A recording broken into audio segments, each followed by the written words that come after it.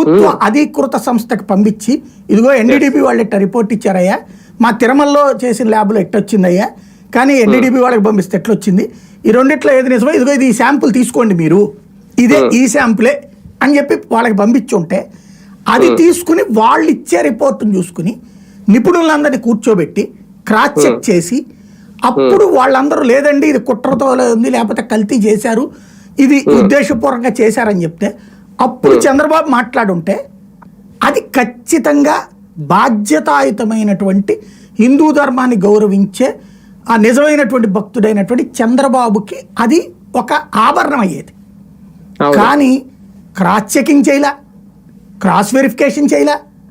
పైగా అందులో కలిసినటువంటిది డాల్డా అని ఈవో చెప్తే లేదు జంతువులకు సంబంధించినటువంటి నూనె అని చంద్రబాబు స్వయంగా చెప్పడం ఒక ఎత్తు. 3 నెలలు ఆపి ఆ నివేదికని, ఒకరోజు కాదు 2 రోజులు కాదు 3 నెలలు ఆపి ఆ తర్వాత మాట్లాడి ఆ తర్వాత సిట్టేయడం ఏంటి, ఇంకా తెలివైన వాళ్ళు అయితే అప్పుడే మనకెవ్వరికీ తెలియకుండా ఆ నివేదిక రాగానే సిట్టేసి వాళ్ళ చేత ఇదంతా ఎంక్వైరీ చేయించి ఇప్పుడు మనం అనుకున్న పాయింట్స్ అన్ని ఆ రిపోర్ట్ చేతిలో పెట్టుకుని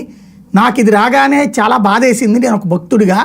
మనోవేద చెందాను, కానీ భక్తులందరూ మనోభావాలు దెబ్బతినకుండా ఉండటం కోసం నేను ఆగాను, మళ్ళీ క్రాస్ వెరిఫై చేసుకున్నాను, సో దాని మీద స్పెషల్ ఇన్వెస్టిగేషన్ టీం వేశాను, ఇదిగో ఈ రిపోర్ట్ వచ్చింది, వాడిని అరెస్ట్ చేశాను